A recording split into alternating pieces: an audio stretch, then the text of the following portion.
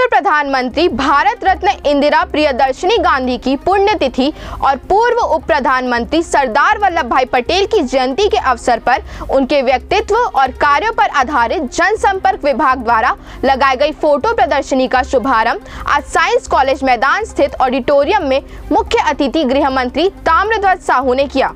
इस अवसर पर स्कूल शिक्षा मंत्री डॉक्टर प्रेमसाय सिंह टेकाम, नगरीय प्रशासन एवं विकास मंत्री डॉक्टर शिव कुमार डहरिया, महिला एवं बाल विकास मंत्री अनिला भेड़िया, राज्यसभा सांसद छाया वर्मा, विधायक गण जनसंपर्क विभाग के आयुक्त दीपांशु काबरा सहित उनके जनप्रतिनिधि एवं अधिकारी मौजूद थे, जिसमें राष्ट्रीय एकता दिवस के अवसर पर राष्ट्र की एकता, अखंडता और सुरक्षा को बनाए रखने की शपथ ली गई। यह कार्यक्रम जनसंपर्क विभाग द्वारा साइंस कॉलेज परिसर स्थित ऑडिटोरियम में 31 अक्टूबर और 1 नवंबर को 2 दिवसीय फोटो प्रदर्शनी का आयोजन किया जा रहा है। आज 31 अक्टूबर का दिन है। हमारे देश की 2 महान शख्सियत, महान व्यक्तित्व का पुण्यतिथि और जयंती का, आदरणीय इंदिरा जी का और सरदार वल्लभ भाई पटेल का। दोनों एक ऐसी शख्सियत थे कि इस भारतवर्ष को एक रखने में और इसके निर्माण में आगे बढ़ाने में दोनों की बड़ी भूमिका रही है। आज़ादी के समय जब अलग अलग राजे रजवाड़े भारत में शामिल नहीं हो रहे थे तो उस समय सरदार पटेल की बड़ी भूमिका रही सारे राजे रजवाड़ों को एक करने का। अखंड भारत के निर्माण में उनकी बड़ी भूमिका रही, इसीलिए उनको सरदार की भी उपाधि दी गई, लौह पुरुष की भी उपाधि दी गई। और जब देश आज़ाद हुआ, हमारी सरकार बनी, प्रजातंत्र लागू हुआ तो पंडित जवाहरलाल नेहरू, लाल बहादुर शास्त्री, सारे प्रधानमंत्रियों ने देश को विकास किया। आदरणीय इंदिरा जी ने जब कुर्सी संभाला, सत्ता संभाली, तो किसी ने दुर्गा का अवतार कहा तो किसी ने आयरन लेडी का नाम दिया। आदरणीय इंदिरा जी ने बड़े बड़े काम किए, चाहे वो हरित क्रांति की बात हो, चाहे बैंकों के राष्ट्रीयकरण की बात हो।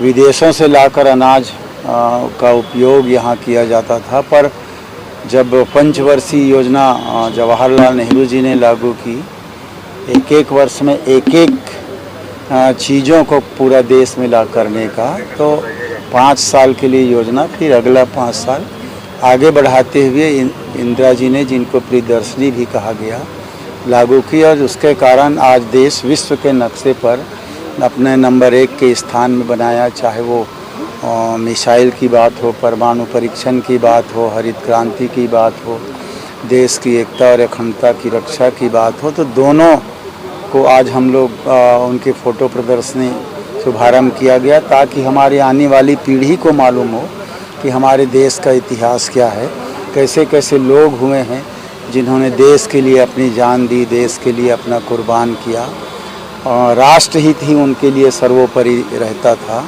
ये सारी चीज़ों की जानकारी आने वाली पीढ़ी को हो, इसलिए फ़ोटो प्रदर्शनी हमारे मुख्यमंत्री माननीय भूपेश बघेल जी का एक बड़ा सोच कि यहाँ पर वो किया जाए। राज्योत्सव और आदिवासी महोत्सव के साथ ही इसको भी शुभारंभ किया जाए, ताकि लोग उनको देखें, समझें और अपने मन में भी वही भावना लाएं हमारे छत्तीसगढ़ के प्रति और हमारे देश के प्रति। आज हम उन दोनों महान विभूतियों को नमन करते हैं। आज पूरा देश भारत के 2 ऐसे शख्सियत, सरदार वल्लभ भाई पटेल की जयंती और श्रीमती इंदिरा गांधी की शहादत को हम लोग नमन करते हैं। आज इन दोनों महान हस्तियों ने, एक तो लौह पुरुष और एक आयरन लेडी के नाम से हम लोग जानते भी इनको। एक इंदिरा जी ने जब सत्ता संभाली तो उसमें अन्न की बहुत कमी थी यहाँ पर। उन्हें हरित क्रांति लाकर पूरे देश को अन्न के मामले में आत्मनिर्भर बनाया। श्वेत क्रांति, नील क्रांति सब उनके समय की देन है।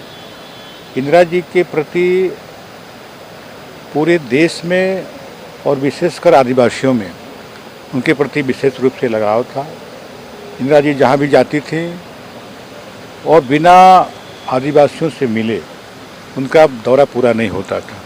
रात को रुकती थी वहाँ पर और आदिवासी समूह के जो मुखिया होते थे उनसे बात करती थी कि हमारी योजनाओं का कहाँ तक उनको लाभ मिल रहा है कि नहीं मिल रहा है। उसके बाद उनकी जो कमी थी उसके बारे में योजनाएं बनाती थी। आज जो सब प्लान एरिया आदिवासी क्षेत्र में जो दिख रहा है उन्हीं का देन है और आदिवासियों के अटूट उनका श्रद्धा था।